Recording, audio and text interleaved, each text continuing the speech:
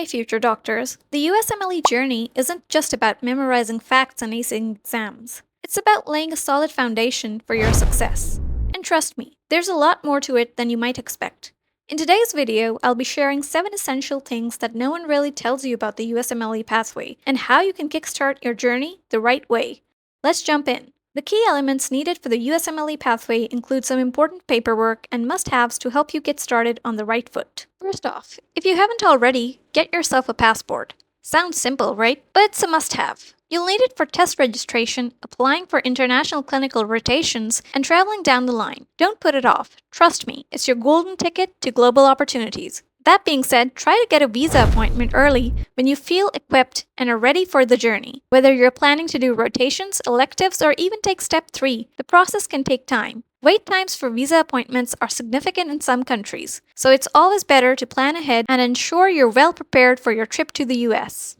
Next up, your credit card. I know, it's not exactly the most exciting part of the journey, but here's the thing. Learn the registration process and budget for each step of the way. The cost of each USMLE step can vary, but it's important to be prepared. I've linked a cost breakdown video in the description below, so check that out if you need to plan your finances. You'll be swiping your card more than you think, so get ready.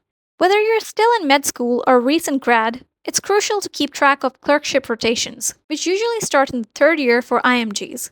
Create a well-organized folder on your laptop for easy access. These details are required for USMLE application and registration with the ECFMG when applying for Step 1. Be sure to note the hospital, department, dates, duration, and the name of your supervisor during each rotation. It'll save you time and effort down the road. Most schools have a ward rotation logbook to keep track of that as well, so save it for later. Additionally, it's vital to keep a record of your medical school's start and finish dates along with your graduation year to avoid last-minute confusion. I'm putting a link to the official exam application instructions so that you know what to expect. Also, this isn't just for your peace of mind. Your clinical experiences will come in handy for future applications, especially when applying for residency. You don't want to scramble later for information that could have been stored neatly from the start.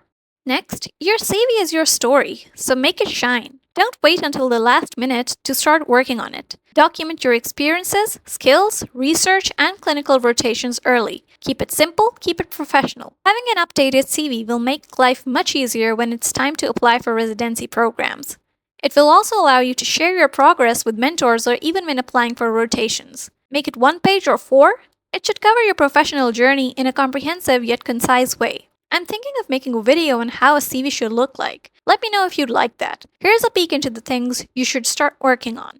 Next up, letters of recommendation and standardized letters of evaluation. These are essential for a successful match. But here's the catch. Don't wait for the last minute. During your clerkships or house job, share your CV and experiences with your mentors early on. Get feedback and request an LOR or SLOE ahead of time. Scrambling for these documents at the last minute not only looks unprofessional, but adds unnecessary stress to an already intense process. So plan ahead. Okay, medical school transcripts or degree? This is another area where time can slip away from you. Apply early for your transcripts to avoid unnecessary delays. If you are an international grad, be aware that some schools may not be familiar with the ECFMG requirements, so keep a close eye on them. Don't let paperwork stand in the way of your progress. Last but definitely not the least, your personal statement. This isn't just a box to check off. It's an authentic reflection of your journey. Start narrating your story early, from medical school to why you want to pursue this career. This is your chance to show your passion, your struggles, your growth. A personal statement should reflect your journey, not just your accomplishments. Keep a rough draft ready and modify it as your experiences evolve. That way, you'll have a solid foundation when it's time to submit. These 7 tips may not be the first thing you hear about when you start your USMLE journey, but trust me, they are the foundation of your success. Stay organized, plan ahead, and remember, it's not just about passing exams. It's about setting yourself up for a future that's truly yours. Stay tuned for more tips, and don't forget to check out the cost breakdown video in the description box. Good luck, future docs, you've got this. Be sure to like, share, comment, and subscribe.